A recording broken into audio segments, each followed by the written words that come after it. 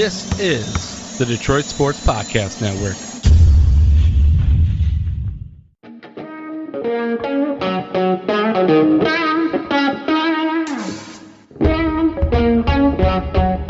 The biggest icon in podcasting.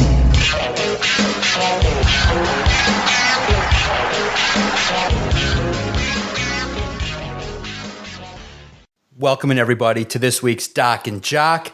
I am the Doc, John Macaroon, a special podcast this week.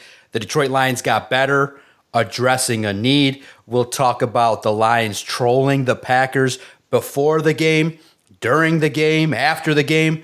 A wild scene for a football team that's now 7-1 as they head to Texas again to face the Houston Texans on Sunday Night Football. It's a wild time all around the Detroit sports scene. The Lions are everywhere. They were even at LCA to watch the Pistons really put a beat down on the Lakers. It's always a good time when the Lakers arrive. We're going to talk all about it, talk about everything that happened in Green Bay. The Lions were able to just go in there and handle business in inclement weather and really embarrass the home team, which is always a good thing.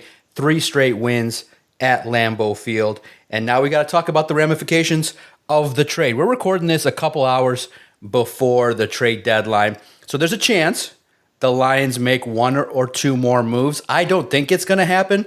That's why Adam and I fired it up, because when you hear, that the Lions spent weeks talking and calling the Browns, trying to put together the framework for a deal for Zadarius Smith, that's a lot of work. That's a lot of behind-the-scenes stuff going on. And I think the Lions definitely did their due diligence to upgrade the defensive line and upgrade their team.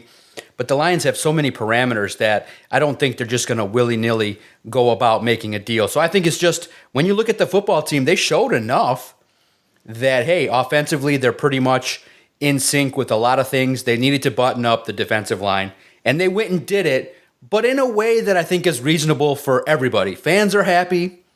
The team is happy. I think that Dan Campbell and Brad Holmes can feel comfortable. They got a veteran who's going to be hungry to try and win.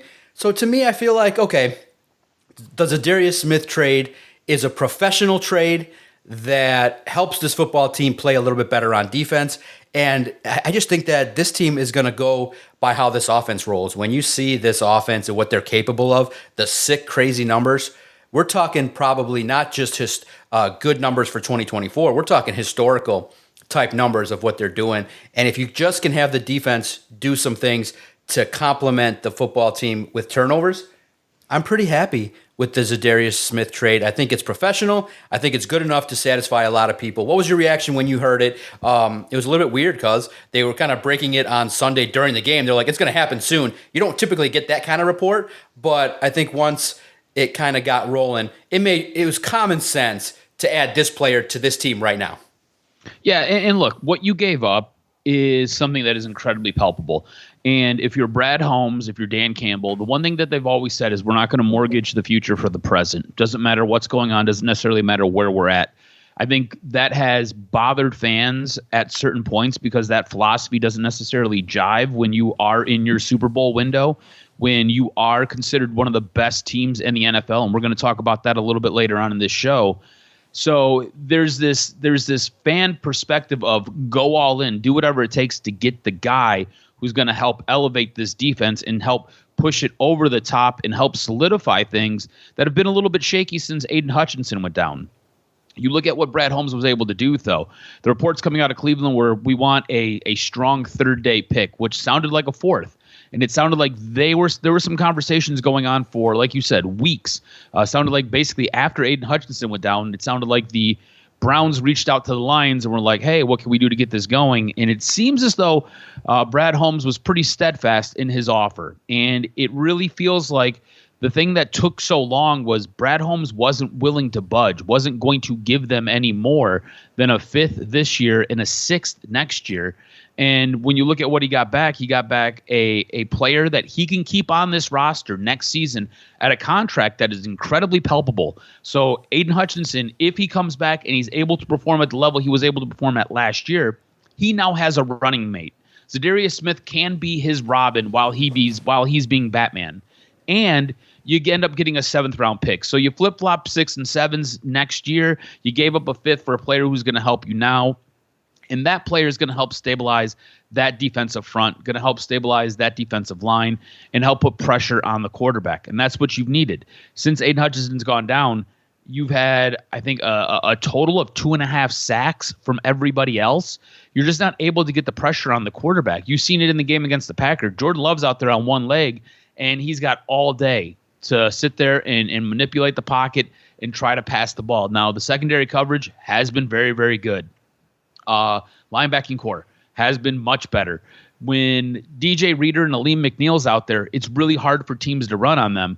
But the thing is, they don't have anybody to contain the sides, left or right, and they don't have anybody to put that pressure on the quarterback from those sides. So Zadarius Smith makes sense.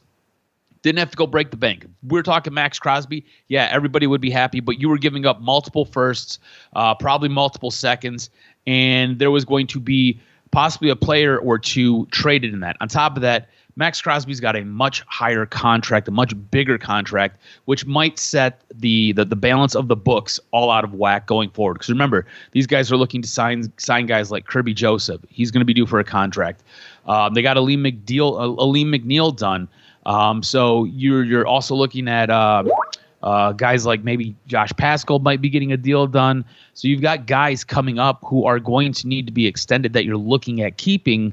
And if you go out and get a guy like Max Crosby, get a guy like Myles Garrett, those contracts are bigger. It's harder to balance those books going down the line. It's harder to make those things work. Zadarius Smith comes in. He's on the first year of a 2-year contract. If the Lions don't feel he's up to keeping, they can let him go, and it doesn't harm them at all. If they feel like keeping him, he's got a very reasonable contract, and if they wanted to, they could then work out an extension if they were looking to do that later on.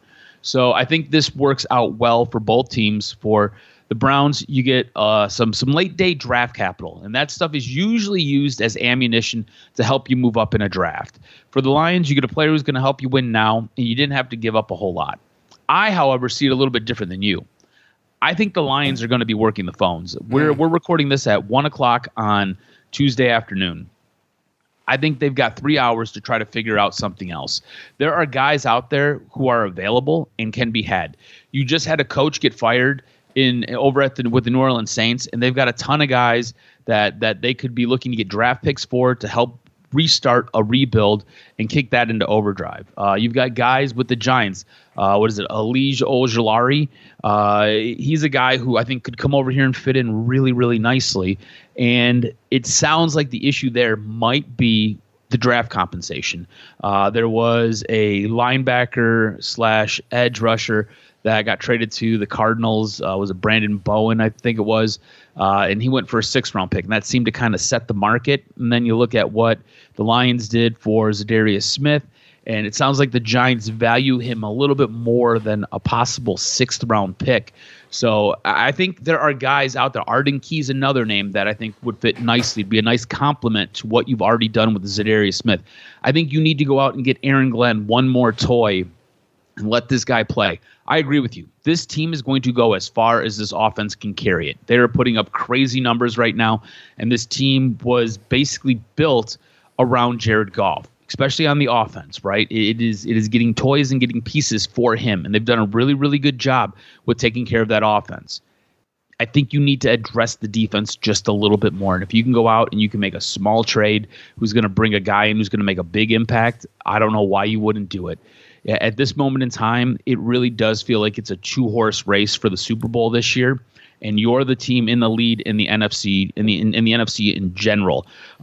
You'd have to go up against a team like the Kansas City Chiefs. It's a team you beat last year. That's a team that is out there wheeling and dealing right now, making multiple trades. Why? Because they're not as deep as you. You've done a really good job of insulating yourself and building your roster, where if you have a guy go down, there's not a huge letdown. There's not a huge fall off. Now, I get it. The Chiefs have just been ravaged by injuries, but it's one of those things where you look at a team that is a little bit cap heavy with their quarterback and some of the players that surround their quarterback. It tends to limit you with what you can do. And this is why what Brad Holmes and Dan Campbell are doing is so incredibly smart, and why going out getting a guy like Zadarius Smith, who has a very reasonable second year on his contract. You didn't give up a whole lot. So if you're trying to add to your roster next year through the draft, you can do that. If you're looking to keep your books in line, you're going to do that if you want to keep Zadarius Smith. If you want to let him go, it doesn't hurt you at all. So at this moment in time, you could make the argument this is the 1A team, but it could also be the 1B team in the 2-horse race for the Super Bowl. And I think what Brad Holmes and Dan Campbell have done is incredibly smart, and I'd like to see them get something else done before the trade deadline ends at 4 o'clock on Tuesday. I agree, and here's the crazy part. A team that is now sitting number 2 behind the Lions in the NFC is the Commanders, and they just went out and traded for Marshawn Lattimore. So I think they're kind of seeing, okay. Yep. They've played incredibly well this year. Yes, and they got some football luck. They got 2 good coaches with head coach Quinn, and then you got the offensive coordinator there that everybody talks about as being, hey, somebody that maybe is better suited to be an OC, that is kind of doing his thing. And really, when you look at Kingsbury, his offense has kind of been tailored now with a quarterback in Jaden Daniels that is going to present nightmares for a lot of people. They got Austin Eckler, they got McLaurin. So they may be one of those teams that's kind of like, in thinking about it, like reverse, where, they're the young, hungry team and they may face the Lions at Ford Field. And I think Jaden Daniels will blink first over Jared Goff. So maybe it'll kind of be universal where it comes full circle, where 91, when the Lions had their first chance against Washington, it didn't go right. Now this time around, another team that concerns me is the Eagles. I think that they can get hot at the right time and they can do some things. I mean, Devonta Smith is just sick out of this world. He joined the one-handed catch club and just makes sick catches and is just unbelievably talented. And Saquon Barkley, it didn't take a rocket scientist to figure out that a change of scenery was going to make him shine. I got him on a fantasy team that's got 7 wins already. So I'm concerned. But at this point in time, all you can do right now is focus on the team that you have. And it's 7-1 with an offense that is playing all world. And I would have liked to have added Cooper Kupp, or the Rams, I think, playing well the last couple weeks has probably prevented the Rams from making moves. I do think that the moves, clearly, the Chiefs always know who to add. They added 1 player on offense, 1 player on defense, and of course Hopkins just coming in there on Monday Night Football and just making all the plays. And you're just like, oh my God, could you imagine Mahomes with another toy? So it's going to be interesting to see over the next couple hours if they make a move. I would presume it may be for another young defensive lineman, but at the same token, maybe depth along the offensive line. I think that's the area that has the biggest concern. I think linebacker's pretty set. I think you're comfortable with what you got when Malcolm Rodriguez returns. I think the safety position is pretty much locked in. The Lions are comfortable. And so to me, I think the area you would improve upon would be continue to improve, Sam linebacker, outside linebacker, edge rusher always, and depth along the offensive line, because your running backs and receivers are pretty much set in stride with Jared Goff. So it's going to be interesting to see. I'm happy. I think it's an A-, B+ kind of deal. It's comfortable and safe. I would have liked on the other side, though, you can debate it. It's water cooler talk. If the Lions would have said F it and just made 2-3 moves and just added as much as possible, I wouldn't have cared if they would have gone all in. I wouldn't have cared at all. Basically sacrifice next year's draft to get guys to make a big push. I feel like, the people that are, like I said, we don't have to beat a dead horse with it, but my stance is, sustained success in the NFL is kind of like really la land, fantasy land kind of stuff. There's only so many Chiefs and 49ers and dynasties. Just give me one before I die is the attitude. I want to party for that offseason, and the Lions can go on a 50-year losing streak. I wouldn't care. Just the one. It would be great to be the Chiefs. It would be legendary to be like that, just perennially 2-3 times. Maybe the Lions will have that chance with what they're doing, but I want to guarantee it. Right now, there's a question mark because I'm concerned also with the NFC, but with the AFC. Lamar Jackson is just getting better, and you got Derrick Henry, who's going to take 2 guys at all times to bring him down. So the problem with them is they don't play defense. So it could be the Lions and Ravens could be the highest rated, most intriguing, interesting back and forth Super Bowl of all time, because the Ravens defense 56-52. 56. Let's go, baby. With Jake Bates with a 58-yarder to win it all, to cap the story. As the Lions ride off into the sunset. Yeah, baby, that would be unbelievable. Look, man, how excited were you with the Packers game? I don't think we talked about concerns that the Lions were going to be like freaking out or struggling in the wind or anything like that. They're gritty because I think you and I looked at it in the same way. I don't think we were concerned about the Packers because the Lions can run the football. I mean, you got Sonic and Knuckles just kicking ass. You got two guys that understand clearly how to find the open holes, are veterans, gritty. You got the speed and flash and home run threat with Jahmyr Gibbs. You got the gritty guy in David Montgomery who hates the world because he's been overlooked. And I just thought, okay, this is pretty good. I think everybody at SI can pick the Lions. 85% of NFL experts pick the Lions. So I think the Lions hyping up we're a dome team, we're being disrespected, I think was a little bit hyped up for them. You know, I think the NFL world pretty much knew that the Lions were better than the Packers because Jordan Love makes far too many mistakes.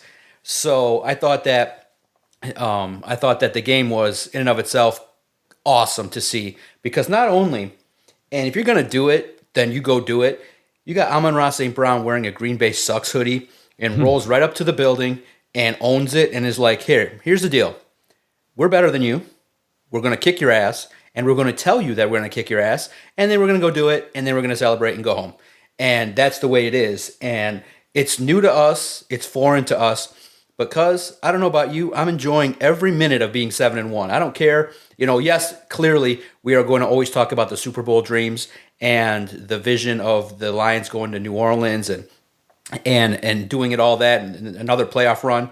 But at the same time, covering a 7-1 team, podcasting with you, talking about good football, talking about X's and O's and the way in which this season and last year have shaken out has been so rewarding and so refreshing. It's like just pure octane gas talking about this football team. And now you got a football team that also kind of represents Detroit and their fans. The fan base is just like, fuck the Packers, and we hate everybody, and we're going to go to your house and take it over.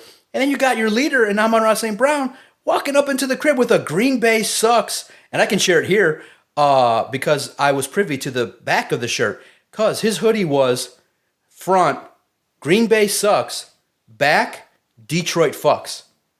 That is legit awesome to see the captain doing his thing, young and hungry. And I don't think they're going to slow down because 14 wins is legitimate. The Bills game might be, you know, something of a messy situation with what they got going on and maybe one unexpected win or one unexpected loss. But cuz this is sick. They're winning and they're winning with Detroit Lions bully ball. And it's crazy to see how they handled the Packers. Yeah, and look, this is the thing that I think that I took out of this game, right?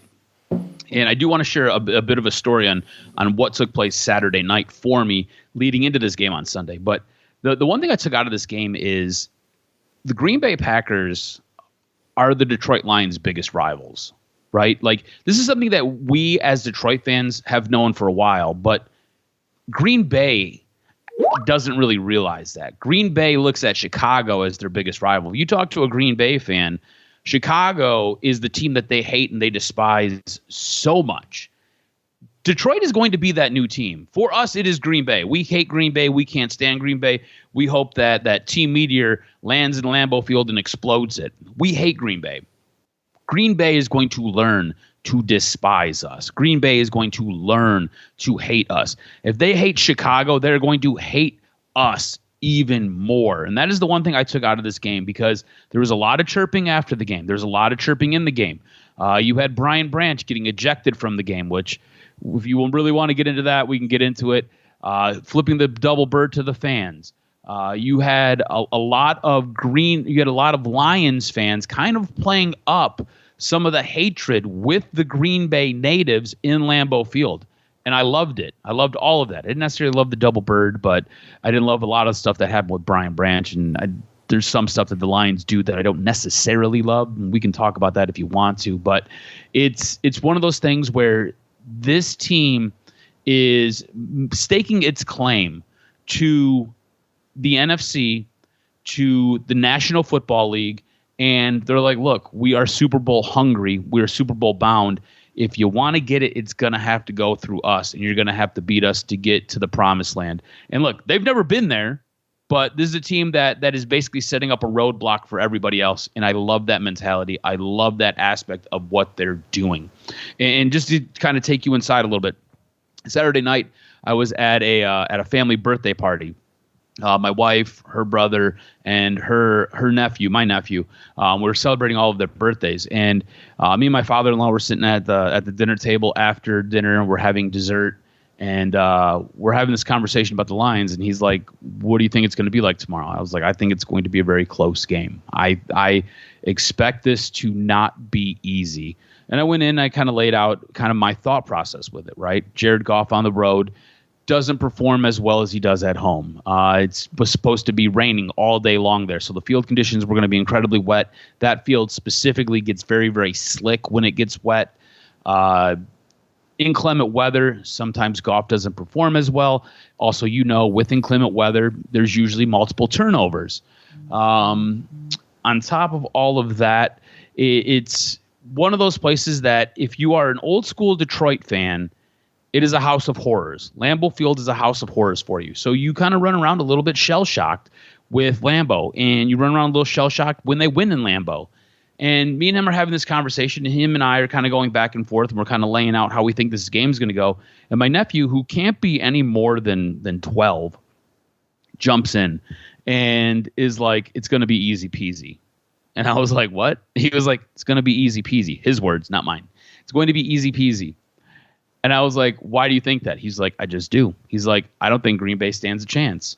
I was like, "Well, please elaborate." He's like, "I don't trust Jordan Love, and I think the Lions are going to go in there and they're going to have their hard hats on, and they're on a mission." He's like, "I just think it's going to be easy peasy."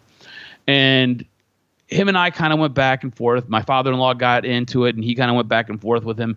And later on in the evening, I was like, "Look, man, I don't think it's going to be easy peasy." And he was like, "Oh, I know you don't." And I was like, "Do me a favor." I was like, "Tomorrow, if it's easy peasy, your dad has my phone number. Just text message me. Text message me, easy peasy, and I'll be looking forward to it if I get it." And sure as shit, the young man grabbed his dad's phone and text messaged me. He was like, "Easy peasy. I told you so." And all I could do was applaud him. Like, he called it. Nice. He called it. Jordan Love was a liability for that team. The Lions went in there with their hard hats on, and they grinded this game out. And this game was much, much further apart than the score even indicated. The Detroit Lions bullied the shit out of Green Bay at home, and they executed when they had to execute. They didn't necessarily get in their way. And when I say the Detroit Lions are really the only team that can stop the Detroit Lions right now, it is because of silly stuff that they do. When you have a team set at a 4th and long and you do something stupid like Akeem Robertson did, that's an issue. You're going to hurt yourself. You can't do that multiple times. You're going to shoot yourself in the foot. When you're taking dumb penalties, it's going to put your team in bad spots. We talked about this earlier in the year with Terrion Arnold and all of his penalties that he was accumulating at the time. It was one of those things that is going to stagnate this team, and it's going to prevent it from getting to where it needs to go. In this game, tempers were incredibly high. This was a very chippy game. Meek Robertson gets a stupid penalty on a 4th down when the team can get off the field. Then you've got Brian Branch getting thrown out of the game. Don't necessarily think he needed to be thrown out of the game. It is debatable, but here's the thing. Don't put yourself in that spot. Know what's going on. On top of that, that cost you field position, and then you go and you do the double bird. That's another 15 yards tacked on. So now you're out of the game, and you're arguably one of the best defensive players, if not the best defensive player that this team has, and you now just cost your team another 15 yards. It was just silly stuff like that. You were able to survive doing it this game. You cannot continue to do this to yourself, especially when you get into higher leverage situations. Your head has to be screwed on right. Your emotions. I love playing with the intensity. I love keeping it chippy. I love playing that bully brand of football. I love going in, thumping your chest, and telling them, eat it, right? And then just pulling your pants down and letting your dong slap them in the cheek. I love that, okay? But you have to know what is going on and play with your emotions contained. Get to the line, just do not cross the line, because it will cost you in a big game. It will cost you in a big spot. You mean to tell me if you get into the Super Bowl and you're taking on the Kansas City Chiefs, you can go through every game this year and you can find a spot where the referees have bailed out Kansas City. Kansas City is in the back pocket of the NFL, and they are in the back pocket of the refs. If you get into a Super Bowl, you cannot put yourself in a spot where you give the referees the opportunity to throw a flag against you, because it's going to cost you. And then Patrick Mahomes will make you eat that flag. You can't do that. You cannot be stupid. You cannot be the reason why you do not succeed. And this game showed some of that immaturity, some of that inability to understand the moment and put your emotions in check and keep yourself in the correct headspace to be able to go out there and perform. And that, I think, might be the biggest undoing with this team. There were countless times where Aaron Glenn was on the sideline pointing to his head, and Dan Campbell looked like he was about to spit chew all over somebody's face because he was so pissed off, gritting his teeth. You can't put yourself in bad spots because it will cost you in the long run. And that is my big concern going forward with this team. Yeah, no, it's legit. It's a football team, when you look at it, you got to stay healthy. You got to be able to, in regards to, the attitude. I'm wondering if the football team now, with Brian Branch getting ejected, are they going to be targeted in the postseason? Because officials, look, in the regular season, it's one thing, but in a postseason game, let's say you end up with the number 2 seed. If you fall off a little bit, let's say you end up going to Washington. Are they going to let the Lions play physical football? Because if those flags start flying, and you have another situation in which, Kirby Joseph, Brian Branch, they go out there and they're trying to be aggressive and you get ejected. I mean, that's kind of a little bit above and beyond. It kind of has a feel. I don't know. I love the fact that the nephew, great. What's his name? Colston. I'm sorry, Colton. All right, Colton. Props from Doc and Jock. You're growing to be a very wise sports fan. Always talk your junk, talk your talk, and text your text, my man. That's awesome to hear. Colton, good for you. You got a great family member in Adam, and make sure you use that phone wisely and text him anytime. That's awesome to hear. And hopefully you can share it with him. Let him know that big props for knowing what was going to happen. Detroit Lions, I think, are going to make Colton very happy. I think it's great for these young fans to be able to see how the football team moves forward as they progress. Because did you get a sense that the league is kind of treating the Lions like the bad boys of the Pistons? They're like, whoa, Dan Campbell's out here talking kneecaps publicly.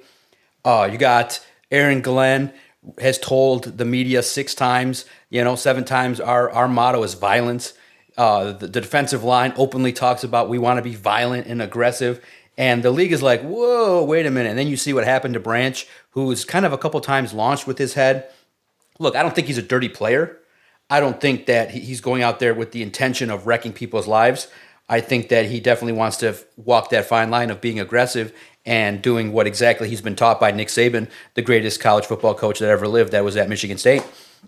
And he is trying to live up to what Aaron Glenn wants.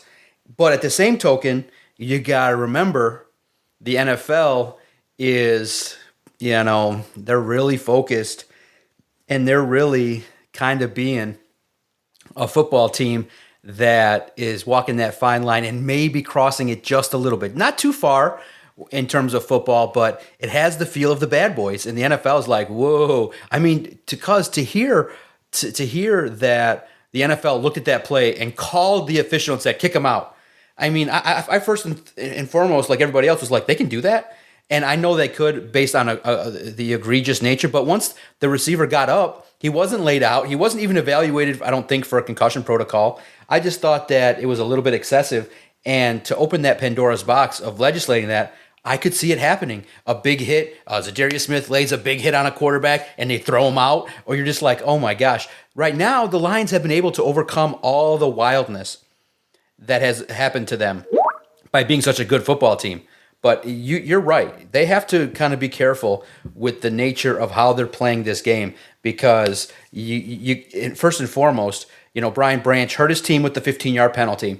Then he also hurt his pocketbook because this comes out Thursday. By the time the fine comes out Saturday, it could be in the neighborhood of $60K, $50, $60K, $30K for the hit, $30K for the double bird to the officials. That part is what Dan Campbell said he talked to Branch about. Is like, hey, you got to be within control. You can't just do that. And I'm sure he gave him a big hug and said, hey, good hit, but hey, double bird action. That's not what we're about, because you got another 15-yard penalty, and that hurts the team. You can't have that, because every single penalty yard in the postseason is so hyper-focused. You remember those postseason games? They were not easy. Like, the Lions grinded out 2 home wins against teams that they were better than. So you got to be careful with this kind of attitude of like, hey, you're starting to, and also too, I understand it too, because clearly I'm a shit talker and I like talking shit. And what happens is, though, you piss off the person on the other side of it. They sometimes they say they smile at you and just let it go, and then they wait for the right opportunity to get their revenge. So the Lions are putting themselves out there, and I think they're putting a huge target on their back with their smack talk, and they're not as humble. They always give respect to their opponent. Dan Campbell's humble, but they're kind of walking that line of shit talking to the degree that, and the fan base is just crazy, all up in the place. But it's going to be interesting to see how football teams moving forward handle the Lions, because you're starting to talk your talk. Other teams are going to start punching back, and they might not be as nice as fans would like. I think they got to kind of just walk it back just like 5%. Like, you're doing your thing and you're enjoying the new money, but at the same token, just continue to play within the rules and easy on the helmet to helmet hits, because it's dangerous for both sides. Yeah, no, for sure. And it's one of those things where I don't mind the aggressive play. Like, football itself is just an aggressive nature, right? Like, the sport is just so aggressive and sometimes over the top. I don't mind that. But it is all the little things. And like you said, after a while, you develop a bit of a reputation. Your reputation will precede you. And then what happens is that will cost you a football game. Yes. And you just don't want that to happen. You haven't won anything yet. Like, you haven't done shit. Like, right. This is all fun. This is all great, right? Like, we are very excited about where this football team is. But checks notes still has never won a Super Bowl. You know what I'm saying? Like, checks notes still haven't won an NFC championship. You know, checks notes, cool, you just won 2 playoff games. And like you said, you had to grind those out to win those games. Like, you had the easiest road to the Super Bowl last year, and you had to grind out games to get into the NFC championship game, and you lost that game. So maybe check yourself just a little bit. It's cool to be living high on the hog right now, because you are doing some very incredible things, and you have a very good football team. It is weird to say this. You have a very good football team. Like, you are awesome, right? Like, legit, when I tell you you are one of the best teams in the NFL, you are legitimately one of 2 teams in the NFL right now. If you go through the top 5, the Detroit Lions will be either at number 1 or they will be at number 2. That is where they will be. And then the argument becomes, are they 1 or are they 2? Do not put yourself in a spot where you are going to cost yourself football games because you get this reputation about being a dirty team. Do not put yourself in a spot where you develop this reputation where the referees are now looking for reasons to throw flags at you. Do not put yourself in spots where they think that you are out there headhunting other guys. Look, the Brian Branch play, I don't think it was necessary for him to do what he did. I thought it was a stupid penalty to take. All right. All that being said, I thought it was excessive by the NFL to throw him out of the game. They did bump heads, but it was one of those things where I don't believe it was egregious, and I don't necessarily believe the intent. I think if he really wanted to hit him in the head and try to lay him out with a headshot, he could have. I also believe he could have pulled up. I think it was one of those things where he was trying to walk that line, and I think he crossed it a little bit. So if it sounds like a little bit of double talk, it's one of those things where I think there are multiple factors involved in this. And like I said, you just don't need to put yourself in these spots where you're going to possibly cost your team and cost your franchise a chance to play in the biggest game at the biggest time. So it's just not necessary. But like I said, this team is considered one of the best, if not the best team in the NFL. Do you believe this is the best team in the NFL, or is it the Chiefs, who are undefeated right now? Are they the number 1 team in the NFL? Yeah, it's tough. When you got Mahomes, you got a good team. I think the Lions are the best team, but sometimes the best team doesn't always win. the best player sometimes can come in and handle business. So I'm always scared of Mahomes. If they play the Chiefs, it's gonna be a nightmare scenario because there's just some guys that you could be up 24-14 in the fourth quarter, 8 minutes left, and all of a sudden his balls are just his football throws are just a little bit more crispy, a little bit more on point. All of a sudden, Travis Kelce, who might have had one catch through the first 4 quarters, just all of a sudden one-handed grab, touchdown. Then all of a sudden their all-world defense, picks up and they're able to do what they got to do. They got speed with Xavier Worthy. They got experience. They got a hungry guy on offense in DeAndre Hopkins. So I'm scared of the Chiefs. That's the only team I'm scared of. The team that concerns me is the Ravens because Lamar Jackson. At the same token, you feel like Lamar would blink under pressure and you could do some things offensively against them. The Chiefs right now probably are already starting the Lions. They probably already know our tendencies. They already know exactly what they need to do. Another team that picked up a player is the Steelers. I'm not concerned about Russell Wilson, but they got pieces in place that a traditional football team can have to win. A nice running game, couple receivers that are hungry. You just added Mike Williams, and you got a coach that always has a nasty philosophy as well. So it's a lot of good things to happen. So that's why I know as we're talking before we wrap this up, that we would like one more move, and I would like it on offense. I would like, just shore up the offense and make the move. But I think this football team, cause if it doesn't happen this year, it'll be definitely devastating. But you get Aiden Hutchinson back, you add another draft class to this, and you add another offseason, man, there's a chance. Like I said, the window, it would hurt, it would sting, but the window is just opening, and I think the window is this year and next year. So it's going to be fun to see. I do think this football team, like I said, it's in the stars, really. It's in New Orleans.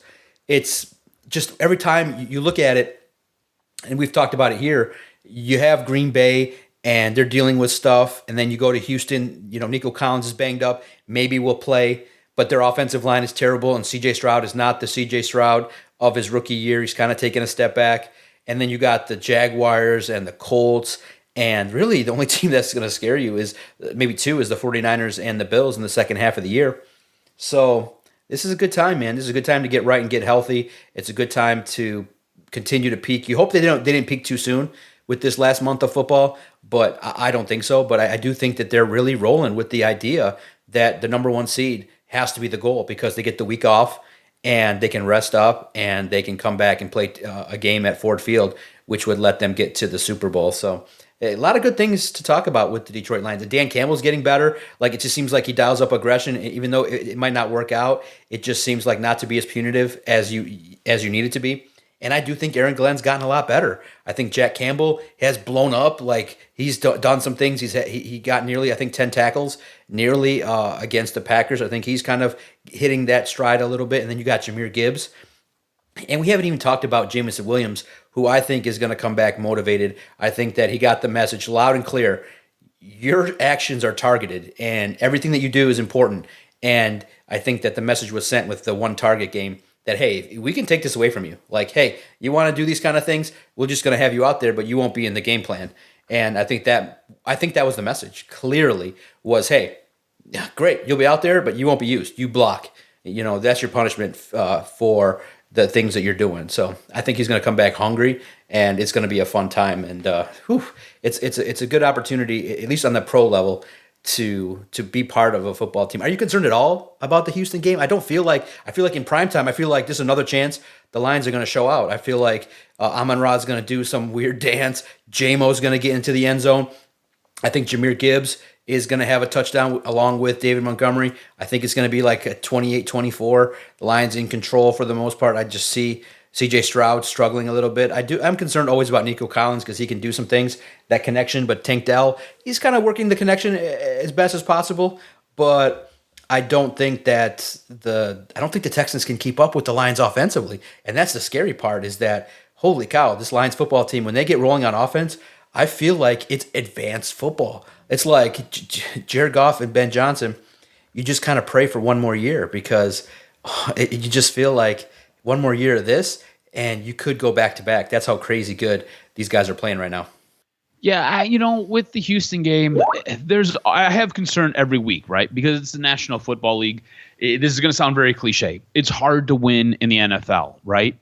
And I think the Houston Texans will pose some issues, right? I think, yeah, they're banged up with their wide receiving core. And yeah, CJ Stroud doesn't look great right now, but I think there's still a little bit of magic in that guy. And I think they have enough weapons that they can spread the ball around. Joe Mixon is going to be a problem. Joe Mixon is going to be a headache. I think defensively, they've got guys like Will Anderson who are going to make things a little bit tough. I know he's a little bit banged up right now. I'm going to anticipate that he's going to play.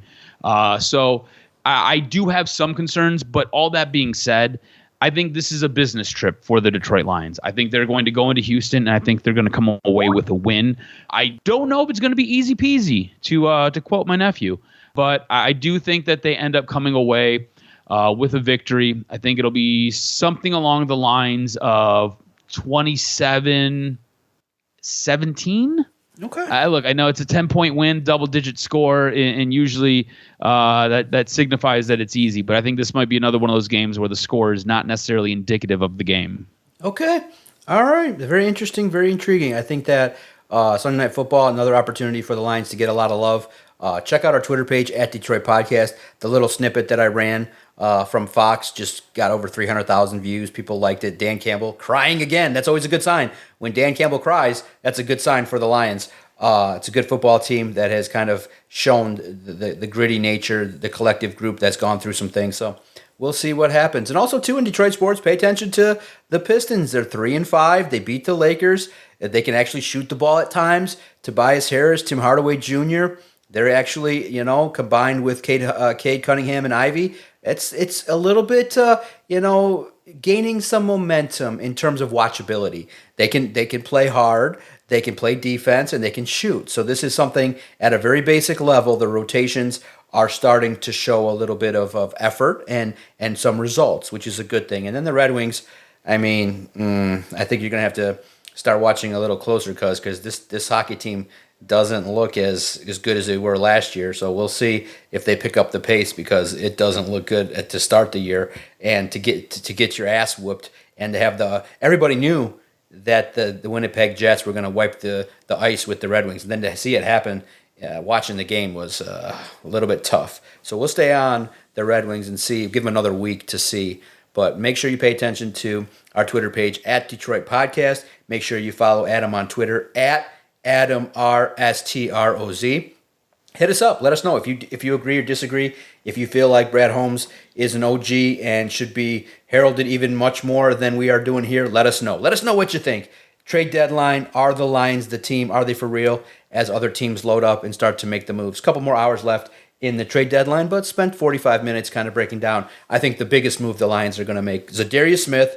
Hopefully he stays healthy. It's not the same as he was in his prime, but I think what he brings with 5 sacks and playing alongside Lee McNeil should help others as well, and I think he'll be a good fit as the Lions make the push, as they continue. I can't wait to see how they look in primetime Sunday Night Football, and it's going to be a fun time to see the Lions as they go forward this next quarter of the NFL season. For the Jock, Adam Strozinski, I am the Doc, John Macaroon. You've just listened to Doc and Jock. Nearing 600 episodes. I can't believe we're saying that. I can't believe that's the number that we're getting close to. But we're still hungry, still strong, and we're not going anywhere. And that's what makes it fun, is that the Detroit Sports Podcast Network, a trusted Detroit sports source. And we appreciate all the time that you give listening to Doc and Jock. You fucking podcasters. I said don't let them in here.